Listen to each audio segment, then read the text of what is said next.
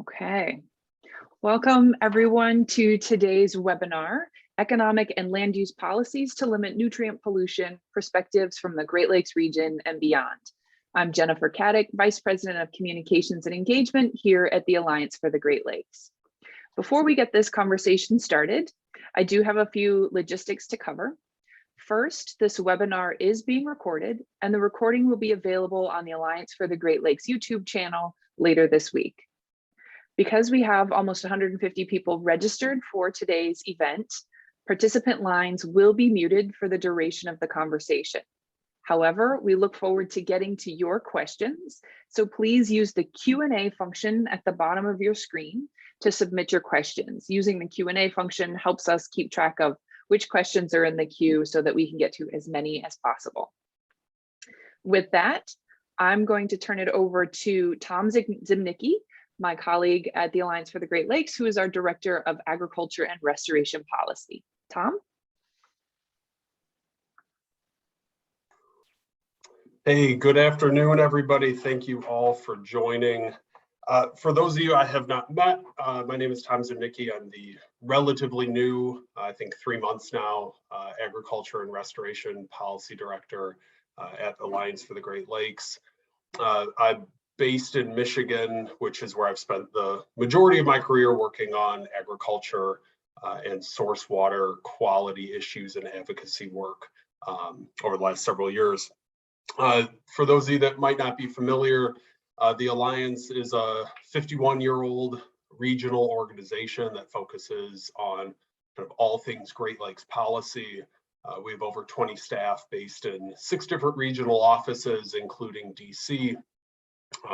This webinar today is part of a bigger series or a more general series that we're doing that's really focused on how do we expand the conversation around policy and funding strategies and opportunities to limit runoff, to improve water quality throughout the Great Lakes.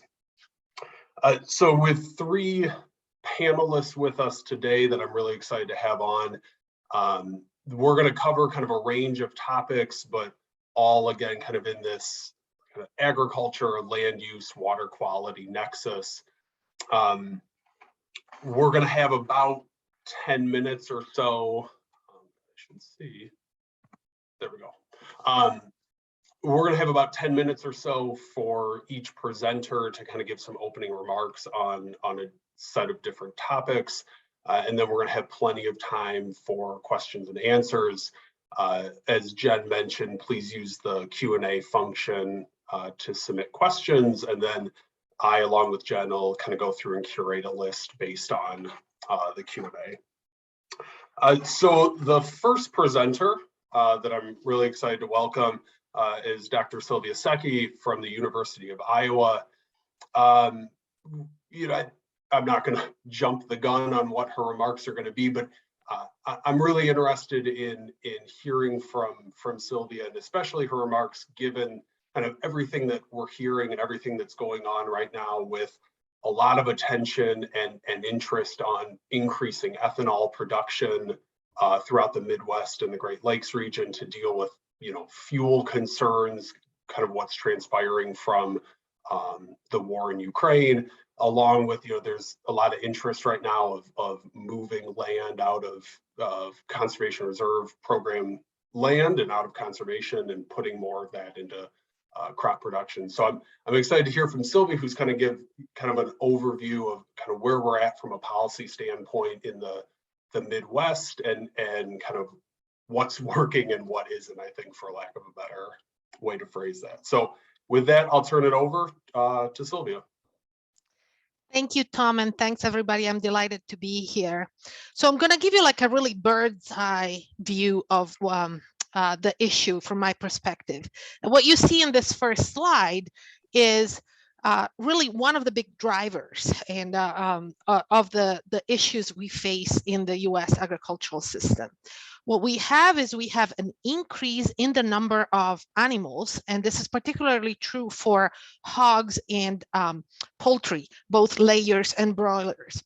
And this increase in population the animal population is accompanied by concentration. And so you can see here from the 1970s to the latest census, essentially how concentrated hog production has become. And I have hogs there because I'm in Iowa, and we raise about a third of those hogs. So for us, this is a really, really smelly and ever-present problem, right? So we have a lot more animals.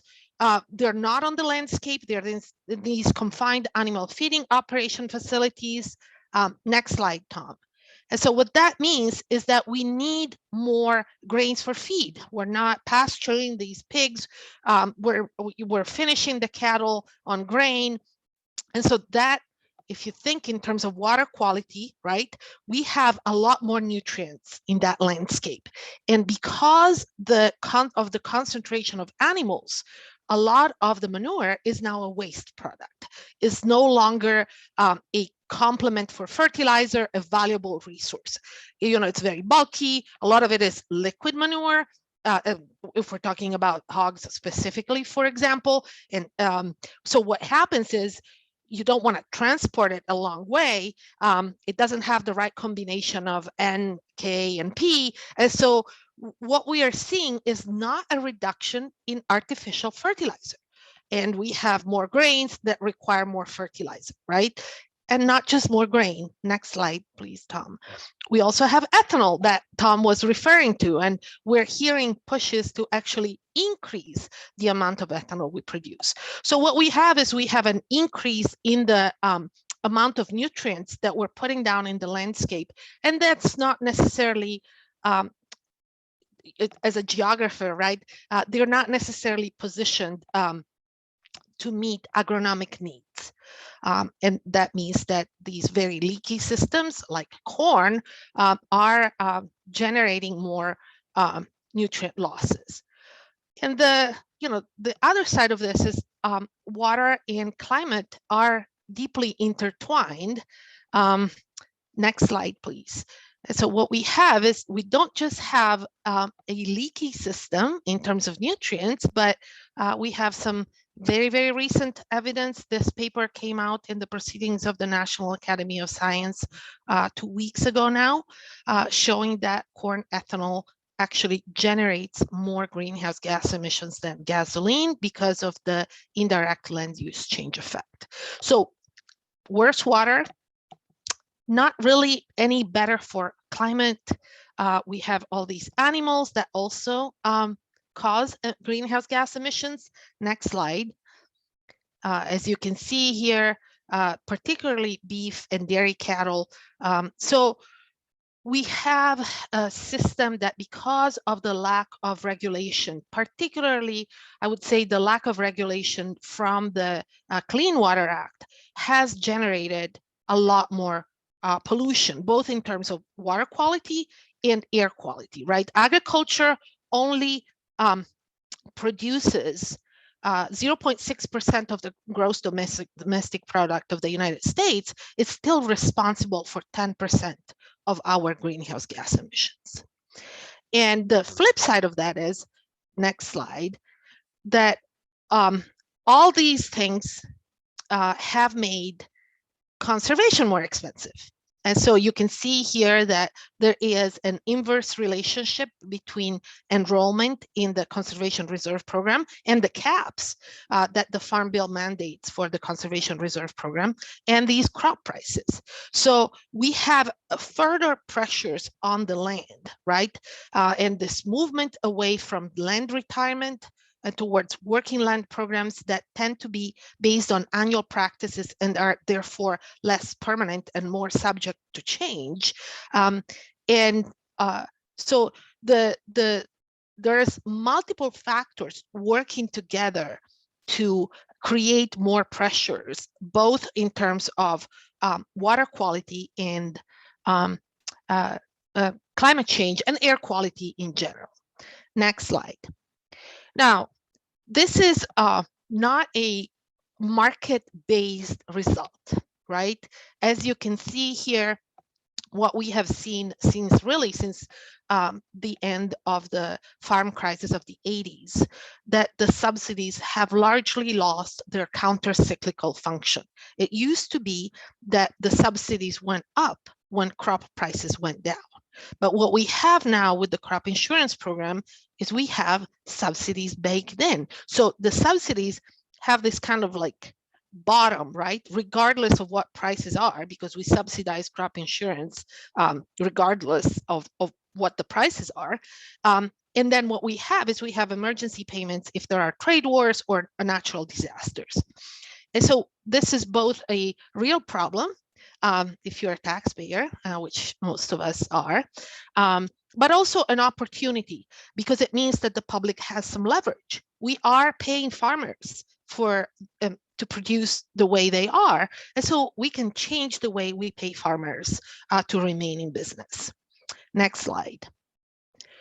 Now, my concern here is this is the result of one of the results of a paper that we wrote a while back with colleagues here at the University of Iowa and now at the University of Nebraska-Lincoln, is that farmers who responded to the survey of the Iowa Cedar watershed said that their biggest coping mechanism towards climate change was crop insurance.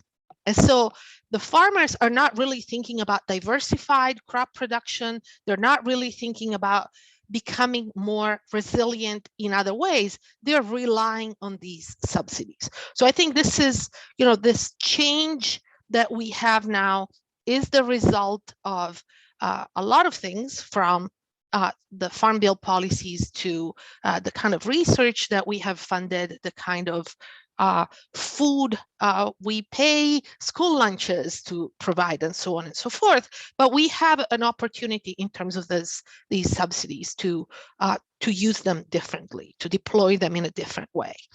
So next slide. As some of you may know, I am trained as an economist, and so let me just give you a really broad overview of this. There are three ways to reduce pollution. The first is to reduce the production of the good that causes the pollution, not subsidize it, which is what we're doing. The second is to change the input mix to an input mix that is less polluting. And the third is end of pipe treatment. Okay, so this is kind of like the really big picture. Now, next slide. What does that mean in agriculture? Well, it means that we could produce less of the crops and the livestock that cause the pollution. Clearly, we're not doing that at all.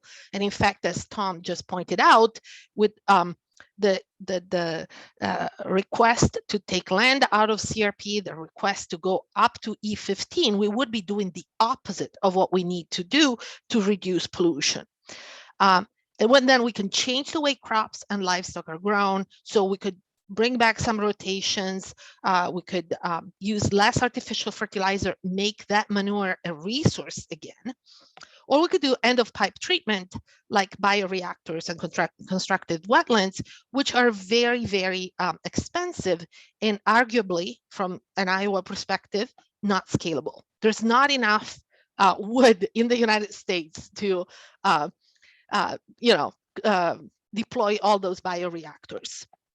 So in all other sectors, the polluter pays principle applies. That's not the case in agriculture, right?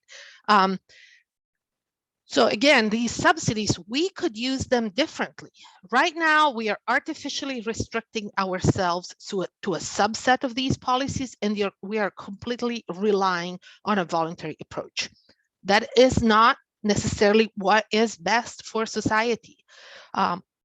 Things that we should do and we can do is leverage the subsidies, for example, to require some level of compliance at the environmental level, like we do for highly erodible land. We have the conservation compliance program that could be deployed more broadly, right, for all the acres that are covered by the crop insurance program. And we should consider scalability of these approaches. Again, people tout constructed wetlands as a solution. They talk about things like changing fertilizer application time without really thinking about whether that's really observable and scalable. So I'm going to stop here. I'm within the 10 minutes that were allocated to me, but I just wanted to give you the big pictures of the changes and the tools that we're using right now.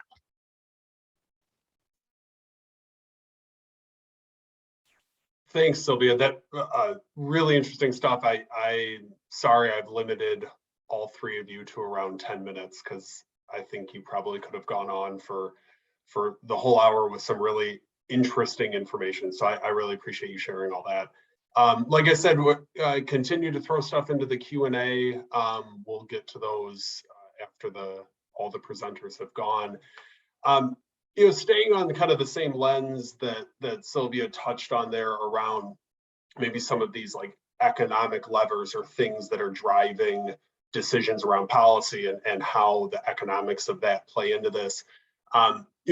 Often within agriculture, and when we think about how do we reduce agricultural pollution, a lot of that focus goes on the individual farmer. And a lot of the programs, or the majority of the programs, are focused on voluntary adoption of practices and then generally some sort of compensation to farmers for doing that conservation practice.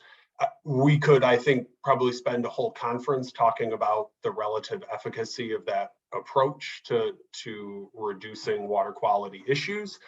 But I thought it'd be interesting to kind of take a step back from just looking at, sorry, the animals are everywhere right now, to take a step back from just looking at an individual farmer and how we change behavior using economic and kind of market-based approaches, and looking at other opportunities within the agribusiness supply chain and where there might be some leverage points there. So I'm really excited to welcome David Cantor.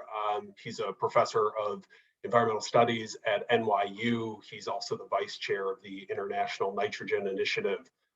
It looks like he lost his co-author, who was on the screen earlier, but David, I'll turn it over to you and appreciate you being here. She's dealing with her own water quality issues in the bath right now. Thank you, and thank you, Silvia. That was a great intro and complimentary to what I'm going to be talking about. And apologize if you hear some background noise with the kids. So just to provide some context here, given that we are living through an unprecedented and an awful wartime crisis now, and that is having indirect implications on what we're talking about here in terms of fertilizer prices. Fertilizer prices are skyrocketing at the moment. They were already increasing during COVID with the pressures on the global supply chain, and they've obviously been exacerbated further by the crisis in Ukraine. And given that Russia is the world's leading exporter of fertilizer. And so with every crisis, obviously there are dangers and there are opportunities. And so you see both risks to increasing nutrient pollution in the sense that, there have been proposals, for example, Silvia was talking about the CRP program, and there are over, I believe, 20 million acres devoted to the CRP program. And there have been some proposals to open that acreage to production. On a one-year basis, which may have, I'm not an agronomist, so I don't know what benefit that would have to national crop production, but it would definitely have long-term environmental consequences opening up that acreage. At the same time, I know that there are people within the US government, especially at the federal level, looking at this as an opportunity to potentially try to drive fertilizer use efficiency increases, to say, given the volatility in the global fertilizer market, this would be a great opportunity to try and push for greater nutrient use efficiency across the world, increasing fertilizer sovereignty and independence, etc. So obviously in every crisis like this, there are risks, there are opportunities, and it kind of provides an underlying context for what we're talking about. Next slide, please, Tom. Obviously, there are traditional economic levers for how we might address nutrient pollution at the farm level. This is from the California Nitrogen Assessment in 2016. On the kind of y-axis here in the various rows, there are the different kind of economic incentives that you can target towards farmers, and then along the columns here are different examples of both mostly state level and even in one case the European experience of these various economic instruments. And I just put it here to give you a sense of both the types of policy instruments that can be targeted towards farmers, and also where they've been applied. Obviously, this is with a particular California focus, but as will come as no surprise to many of you, there's everything from taxing fertilizer, the taxes on the inputs themselves, also taxes on the emissions that come from the use of those inputs, or indeed taxes based on the quality of the water, which is the case, for example, in the European Union with the nitrates directive.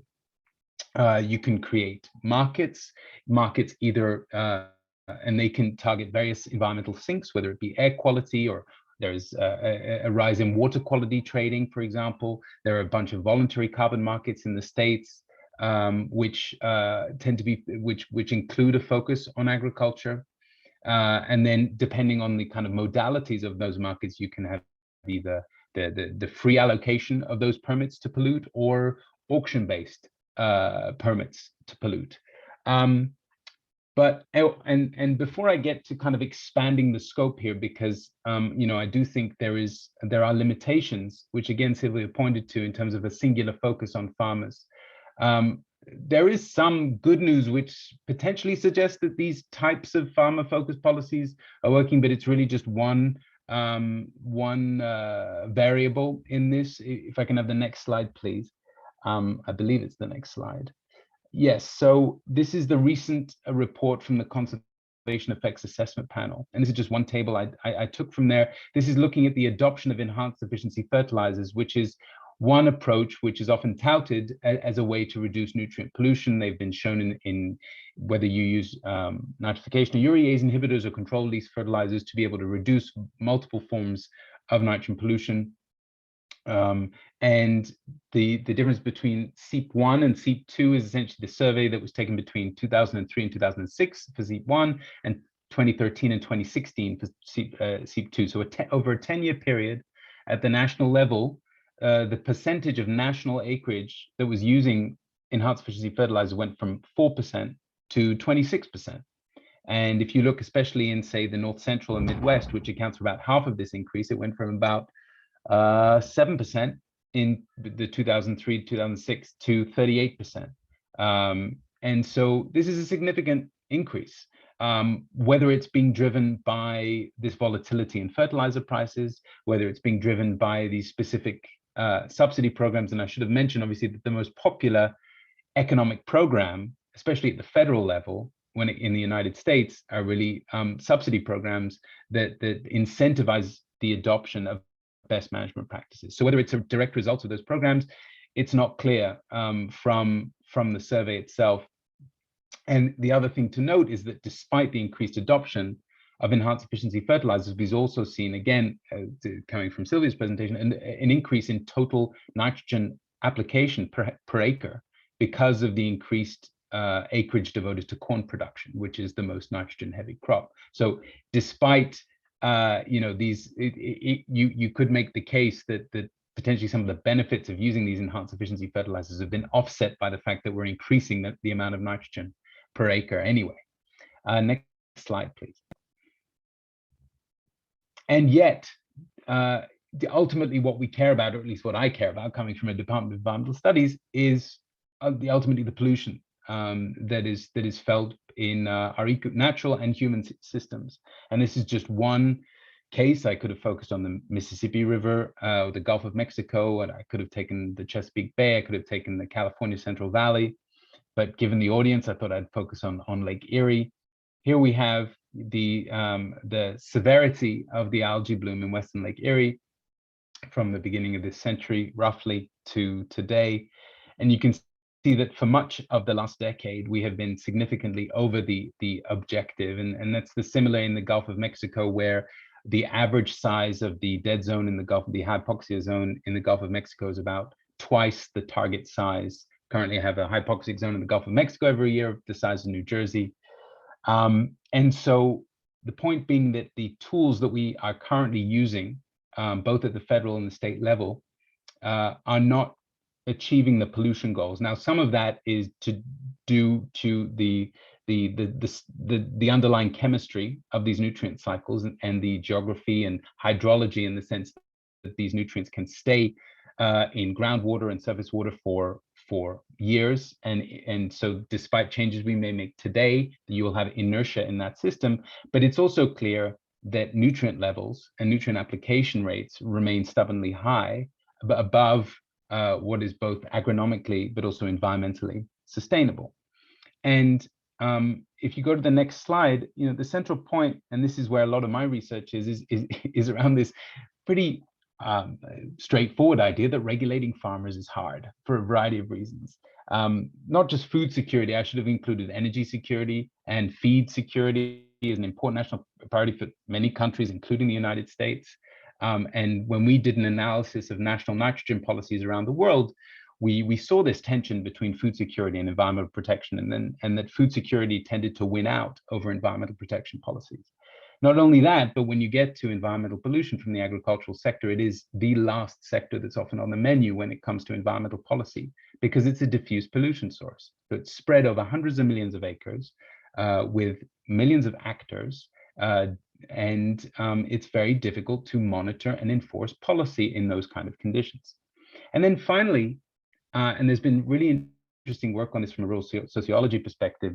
I'm thinking notably of Diana Stewart had a recent paper. She's at Northern Arizona University, and she's done a lot of surveys of farmers where they will on average say that they believe they have a lot of freedom when it comes to the decisions they have with regards to inputs and a lot of other farm level choices, but that in reality they face multiple constraints and that they actually are hampered when it comes to making real change. They are obviously price takers when it comes to input prices. They're price takers when it comes to the food that they sell. They have contractual obligations. They have informational constraints. And what this kind of singular focus on farmers when it comes to most countries' approach to nutrient pollution policy ignores is the fact that farmers are actually just one actor in a vast agri-food system, and that a bunch of other actors in that agri-food system that aren't farmers influence what happens at the farm level. And that we should be targeting those actors as well when it comes to developing environmental policy and economic policy in those areas. So that's the focus of this project. You can go to the next slide. So this is just from a paper we did a couple of years ago, where we were looking at governance interventions, targeting non-farmer actors to try to influence farm level nutrient management decisions. So just to give a couple of examples, we spent, was it 2 weeks ago, to workshop discussing different kind of governance interventions targeting these different actors that could ultimately influence what happens at the farm level. For example, crop advisors, which are often the main source of information for farmers and ones that they deeply trust. There is a pretty central conflict of interest for 90% of crop advisors in the US, in the sense that 90% of them are employed by retailers. And so they have an incentive in terms of the quantity of input that they sell, and not just the advice that they give. And if you look in a place like France, where I happen to be on sabbatical right now, they passed a rule just a couple of years ago focused on pesticides, where they tried to directly address that conflict of interest, saying that if you have a financial interest in the amount of pesticides you sell, you can't also then be advising that same farmer on the amount and type of fertilizer that you're selling. So you could imagine something similar with regards to fertilizer. Next slide, please. Another example would be that we've explored is applying the idea of fuel efficiency standards for cars to the fertilizer industry, where instead of regulating the practices of farmers, you regulate through design standards or economic fines the products of the fertilizer industry, and force innovation in a sector that is very conservative otherwise. And I know I'm running out of time, so I'll just go to this last slide. I believe it's the last slide. Just again, kind of a zoom out, which is that, a lot of the policies that we're considering, the policy instruments that we look at, focus on making the current system of production more efficient, right? And they don't necessarily think about trying to stimulate more transformative change, whether it be on the demand side in terms of the diets, whether it be transitioning to new types of meat production, whether it be transitioning away from the use of chemical fertilizer altogether, by developing either bacterial solutions or even genetically modified crops that can fix a portion of their nitrogen and nutrients from the atmosphere. And just to give that some thought as well, in terms of that, a lot of the policies that we look at try to just make the existing system of production more efficient instead of stimulating more transformative change. Next slide, please. And that's it. My last slide was about Alan. So here you go. think I might have cut your conclusion slide, David. Thanks for that, David. Really interesting stuff. And again, I think good to think about, farmers being one piece of a much bigger system, and looking at different places to influence. I think has a lot of merit, certainly at the state level and the federal level. So now kind of shifting gears a little bit away from the Great Lakes entirely, and from a policy standpoint, and kind of shifting over and thinking about how do we maybe learn from situations or experiences in other watersheds, other states across the country, and how that information can be useful as we come up with strategies and policies within the Great Lakes to deal with water quality issues. And so really fortunate to have Dr. Al Steinman join us today. He's a professor at Grand Valley State University in Michigan. He's also the director of the Annis Water Resources Institute. He's also had a long career, not only in Michigan and Great Lakes water quality issues, but also in the Florida Everglades. And so wanted to have Al kind of give his perspective on maybe where there's some overlap, maybe there's some opportunity for learning between the Great Lakes and the Everglades. So I will turn it over to Al, and then we'll jump into Q&A after that. Thanks, Tom, and thanks, Silvia and David, for setting me up so well for what I'm going to talk about. And I want to start off with a large context and provide some geographic comparison for what we're talking about. You can see here in the lower left the outline of South Florida that's part of the greater Everglades Kissimmee-Okeechobee system. And then you can see it only takes up about half of Lake Michigan. So when we're talking about the geographic scope, comparing these two systems, they're very, very different. And I'll talk a little more about that because that has implications for the types of nutrients you're trying to control, as well as for the management strategies that are involved with that. Tom, next slide, please.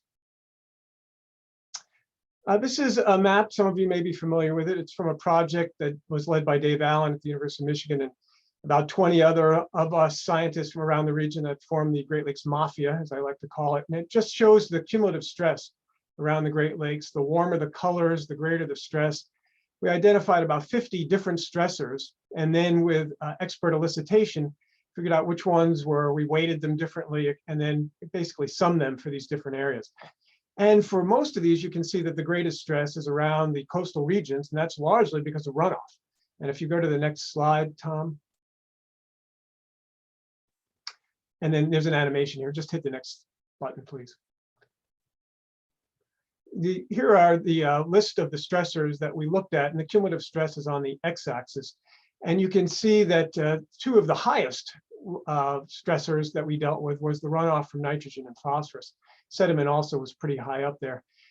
This is just to reinforce the fact that in the Great Lakes region, one of our critical concerns is this runoff leading to harmful algal blooms, as David showed earlier with Lake Erie. And despite all the activities that are going on with trying to control these nutrients, it's as problematic now as it was before the Clean Water Act was passed. So clearly, what we're doing to date, even with all of the economic incentives and analyses that are going on, both on a global level and on a local level, they're just not working. And we need to, to get to David's point about transformative change, we need to really think about what we're doing rather than just trying to continue to tweak the process. We need to think about this very differently. Next slide, Tom. So I'm gonna move down to South Florida for a second, and I'm gonna start off on the left panel. And this is the way that the flow, the hydrology was before Europeans came into South Florida.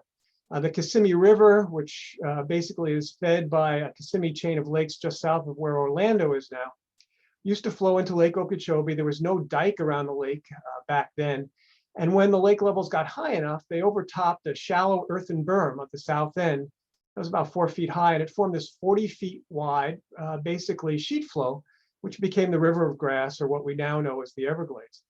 When Europeans came in, and then we started to drain, and this is now the middle panel, we started to drain the Everglades because we wanted to turn it into agricultural area, ironically. In fact, just a little interesting factoid that we came in and we actually dropped seeds of melaleuca, which is related to eucalyptus, in order to have high evapotranspiration rates to basically suck the water out of the Everglades when we wanted to turn it into farmland. And now it's a series of levees and canals that feeds a very small amount back into Florida Bay compared to what we had historically. On the right side is the what we hope to accomplish with the Comprehensive Everglades Restoration Plan, or CERP, to restore as much of the natural flow as possible. Of course, there's only so much we can do, because on the far right side is basically developed land, and just south of Lake Okeechobee is the Everglades agricultural area, which I want to talk about in a second. Next slide, Tom. So this is a map of South Florida, and you can see where that red oval is the EAA of the Everglades agricultural area, largely sugarcane, big sugar, and then we're diversifying the ag in that area to more and more row crops, but big sugar is really the major factor here. And then below that, in the blue and in the orange and green, is what's left now of the historic Everglades, again divided into a series of levees as we move water throughout the system. And when we talk about how we deal with these issues in South Florida, it's very different than how we deal with them in the Everglades. One of the reasons is the Everglades has regulation in place, and that's largely due to federal lawsuits that have been filed against the South Florida Water Management District, as well as the U.S. Army Corps of Engineers, which basically regulate the hydrology in the system. And so next slide, Tom. And so this table kind of highlights some of the key differences, but there are many more than just these. One difference between the Great Lakes and the Everglades, of course, is the size and the governance structure. Great Lakes, we need to deal with 2 different countries, 8 states, 2 provinces, whereas the Everglades has 1 country and 1 state. The funding is also very different because in Florida, in a moment of weakness is the only way I can put it, back in the late 70s, the Florida legislature gave basically independent funding authority to the water management districts. There are 5 in the state of Florida. So each water management district has ad valorem taxing authority, and that helps fund the Comprehensive Everglades Restoration Plan. Whereas here in the Great Lakes, I'm dropping down to the bottom row now, apologize. The Great Lakes Restoration Initiative basically is funded through federal appropriations. And whereas the Comprehensive Everglades Restoration Plan is half federal through the Army Corps, and then half is from the Water Management District, which basically comes out of property owners in South Florida. For regulation here in the second row, in the Great Lakes, for the most part, it's passive for TMDLs, total maximum daily loads, where once a watershed or a water body is found to be impaired with the Clean Water Act, a series of best management practices are then identified for source control. But if you don't meet whatever that TMDL is for that water body, there's really no hammer associated with that. There's basically funding that might increase in order to deal with the problem. Whereas in South Florida, if they don't meet what we call the QBEL, which is a water quality-based effluent limit, by 2027, there is a master judge, who can basically start fining the Water Management District for some very significant fines. It's a numeric standard. They have to meet 13 parts per billion of total phosphorus. There are some permits associated with that and some consent orders. Another difference here with South Florida is that those consent orders require science to be done to help justify meeting that standard. Whereas in the Great Lakes, when we talk about GLRI, at least when it was first authorized, science really wasn't a major part of it. It was basically doing on-the-ground restoration projects that were shovel-ready. And over time, there's been a greater emphasis on the importance of science, because heaven forbid we spend millions of dollars to restore systems and actually not have the science to back it up. We could waste a lot of money that way. And then finally, the ag products are very different here. Whereas in the Great Lakes, particularly in this region, and as Silvia mentioned, it's row crops, soy and corn, and we have a lot of tile drainage in this area. Whereas down in the Everglades, south of the lake, it's sugarcane, north of the lake, it's cattle and dairy. So it's more surface flow that we have to deal with. And while end of pipe treatment may not work in Iowa, I can tell you it is going hot and heavy in South Florida. 50,000 acres of stormwater treatment areas have just been built, and there's additions that are being added to that, because basically you can't touch big sugar. Politically, it is a third rail of politics in Florida. So rather than control the source, which you would try and do in any other system around the world, in South Florida, Big Sugar gets a big pass. And instead, we're building all of these stormwater treatment areas to treat their runoff. And it's just, you know, I left there 20 years ago. I'm back now working on this SysRERP. I apologize for that acronym. It's not mine, but and I have to look this up because I'm on it and I can't even remember what it is. It's the Committee on Independent Scientific Review of Everglades Restoration Progress through the National Academy of Sciences. And we have been told very exclusively that that's out of our lane and you can't touch Big Sugar. So it's just insane in many respects. So after 20 years, the more things change, the more they stay the same in that respect. So I do think, to build on what Silvia and David said, we need transformative change. Tweaking these systems, trying to make the stormwater treatment areas work a little better is really not the long-term solution. We need to start thinking about how agriculture is done. We need to start thinking about population control, particularly in South Florida, which is driving a lot of these pressures. And we need to think about this from a global perspective. And hopefully we can learn in the Great Lakes from what has been going on and the problems we faced in the Florida Everglades and trying to solve those issues. And they're ongoing. So these are all works in progress and living systems that we need to continue to hopefully manipulate, regulate, and operate in a better way. Tom? Thanks, Al. You know, when we talked earlier, that wasn't nearly as depressing as I thought the outlook was going to be, Al. So thank you for bringing at least a shred of optimism there. My goal. So that kind of wraps up kind of where we're with the panelists. We're going to move into Q&A now.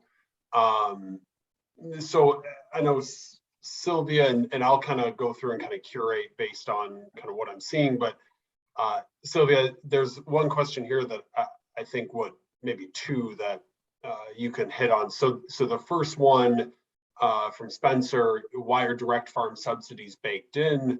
Shouldn't it be based on an as-needed basis? How are farmers being incentivized to not rely on subsidies? Then there's also one immediately after about, you know, are farmers only responding to crop subsidy support? So you noted that survey result in that paper. So wondering if you can, you know, speak to both of those questions. Yeah, so the first question is a really good question, right? Historically, it was pretty obvious that that was the function of the government. Think about the farm crisis of the 1920s and the 1930s. And so then we have the first farm bill, and then think about what happened after the Second World War and after the Marshall Plan. Crop prices go down again, the federal government intervenes. Same thing with the farm crisis of the 1980s. What happened was, thanks to ethanol, we had sustained periods of high prices. And so really what happened with the crop insurance program at this point, the way the political economy works in Washington, D.C. is you don't want to lose that line, that Title I of the Farm Bill. And so clearly direct subsidies were not going to be used. And so we switched to a system where the money flows to the farmer regardless of what the prices are. The prices are low, the prices are high. It doesn't affect the crop insurance program because you get the premium subsidized, right? And so what that also creates incentives to farm where you wouldn't otherwise farm. For example, in Iowa, we farm almost 500,000 acres of land in the 2-year floodplain. The 2-year floodplain. That means that every other year you expect a flood, right? So I think this is a flaw that we have now in the system, and it's one of the things we need to address. Now that we have seen the results this has had, and that's to the second question. I think it depends where you are. In the Great Lakes and in the Midwest, because the subsidies focus on these commodity crops, and because we don't regulate CAFO agriculture, we are largely farming the government. It's very different if you think about places like California, because fruit and vegetable farmers don't receive the same kind of government support. But the ethanol mandate, the crop insurance system, farmers that are relying on these government programs are farming the government.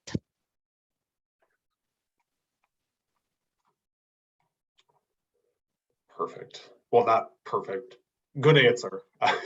Not perfect in the sense of what the content was. David, there are question in here. Nutrient loss obviously is highly dependent on hydrologic cycles. You get a big rain event, and no matter what you were doing, you could lose.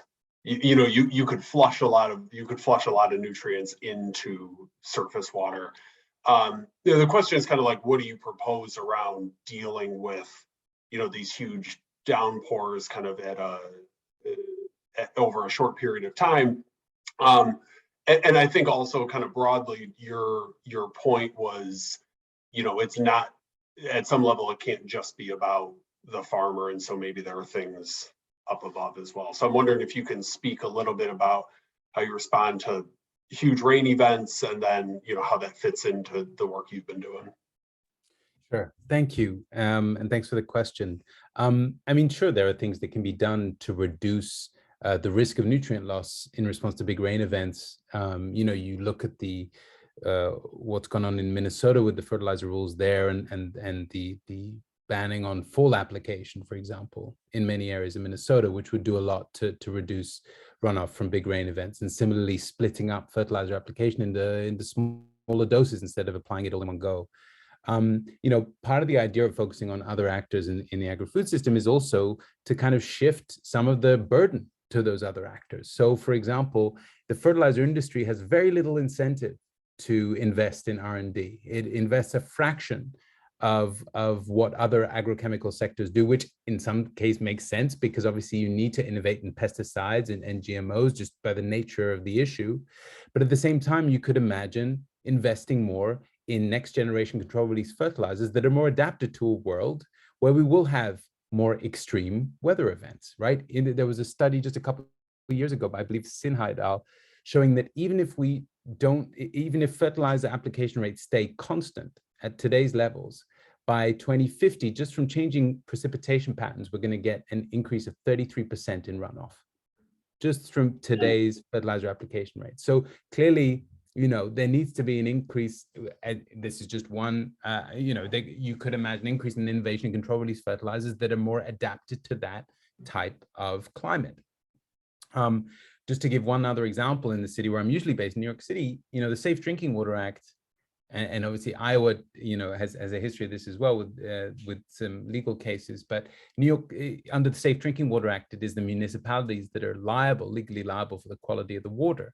And so New York City had a choice a couple of decades ago whether they invest in expensive water treatment plants in terms of capital and operating costs, or they make sure that the Hudson River Valley, that supplies most of the water to New York City, that there is less runoff, and that the various reservoirs that supply New York City are protected. And they decided to go that route instead. And there, through the Safe Drinking Water Act, you were shifting liability away from farmers towards a different actor in the agri-food system that still led to changes in the improvements in the quality of water. So there are ways to look at other actors in the system, whether it be school procurement standards, or wastewater treatment recycling standards, or new labels, whatever it might be, to ultimately shift. Because what needs to change, again, going back to this transformative thing, is that, in some ways, these farm level changes, while important, some might say that they are kind of rearranging deck chairs on the Titanic, and that you need to look more at the structural or market conditions that ultimately lead to these problems in the first place, which requires you to look elsewhere in the agri-food system. So I'll stop there. Thanks, David. A lot of really good questions, and we're going to try to rapid fire as many as we can, and then we'll include answers in a follow-up email with the recording. Al, real quick, the regulations based on numeric standards, did that come via a consent decree, what was there, like just a different political landscape and will at that point when those were implemented? It was all driven by litigation. So the Everglades Forever Act is really the overriding legislation. And then in 2012, when it was reviewed again, they came up with a series of consent orders as well as permits to deal with that. So basically, it was based on science where there would be an impairment. Actually, it was based on algae, which is not usually used for water quality. It's often fish or invertebrates. But the periphyton tends to be very sensitive to phosphorus concentrations in the Everglades. And so where they saw the change in the periphyton community structure at that concentration is where that threshold was determined of 13 parts per billion. It's actually a little more complicated than that, in the sense that you can't exceed that in 3 out of 5 years, and you can't exceed 19 parts per billion in any one water year. So I tried to simplify it a little bit, but it was really, it's all litigation driven. And for anybody who's spent time in South Florida, there are 2 aspects that make it less than desirable. One is that the driving is very aggressive, and 2, people are really litigious. So, Silvia, this again probably could be a very, very long discussion. Thoughts on innovative technologies that might make corn ethanol more net negative, just kind of like where you're at with those technologies. Do you see promise? Kind of where your perspective? So this is all, I don't know how many of the people here today have been following the pipeline situation in Iowa. There are 3 proposed pipelines to sequester CO2 from ethanol production. They're being heavily contested by landowners. They have bipartisan support in the sense that Governor Vilsack's son works for the company that is pushing for one of these, and so does former Governor Branstad. So friends in very high places. I would say that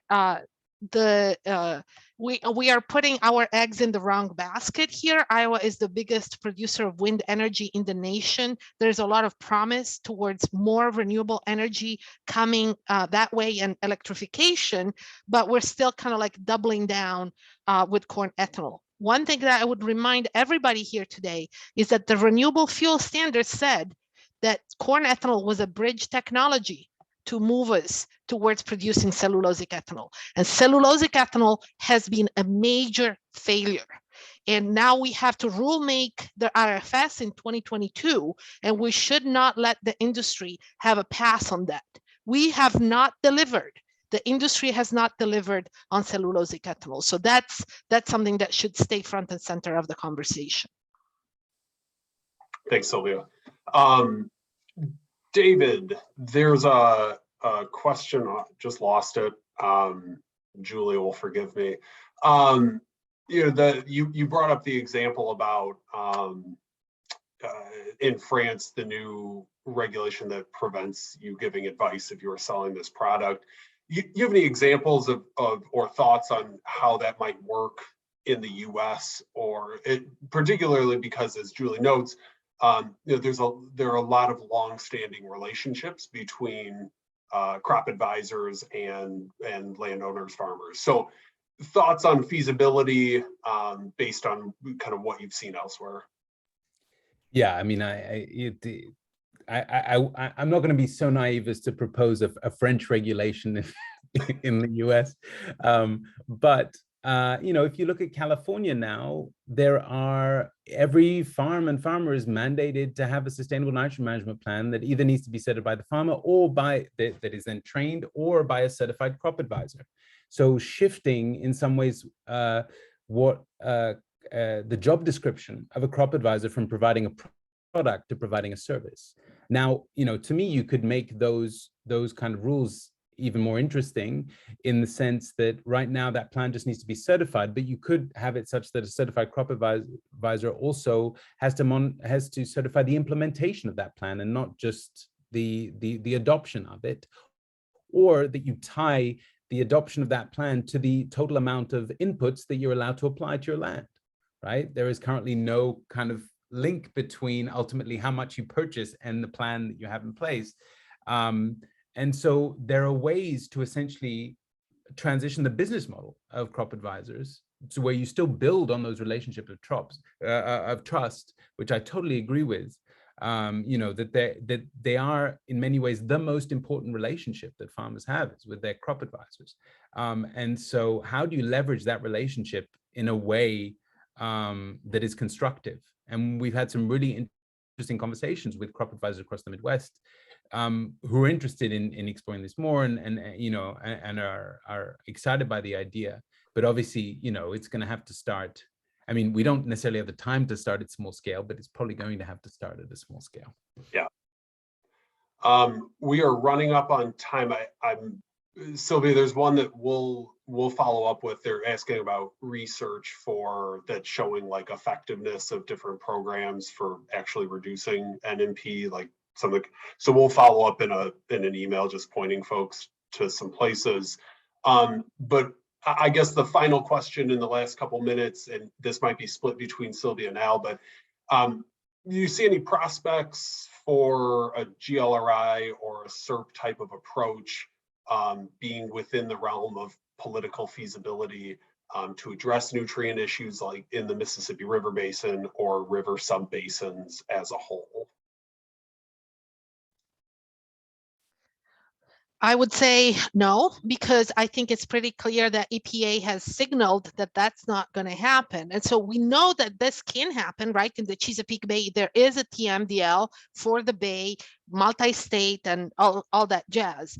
I would say that all signals point to EPA being extremely deferential to agricultural interests in this administration, and being willing to follow the Stoner memo completely voluntary approach when it comes to the Mississippi River, and I would suspect the Great Lakes as well. So I wish I had better news, guys. Well, realism is a tough thing for folks to swallow sometimes. We are just about at the 2 o'clock mark. I want to thank all three of our panelists, David, Silvia, Alan. Really appreciate you guys taking the time out to speak. David, thanks for working late over in Paris time to make this event happen. As I mentioned previously, we will send out a recording of this webinar. We'll also try to address any outstanding questions from the Q&A in that follow-up email. Also keep a lookout for future webinars from the Alliance, again, still on this topic around agriculture, water quality, policies, opportunities to make progress and changes. So we'll have more of that coming. So with that, again, thank you everybody for participating, and I hope to see you on the next event. Bye. Thanks everyone. Thank you.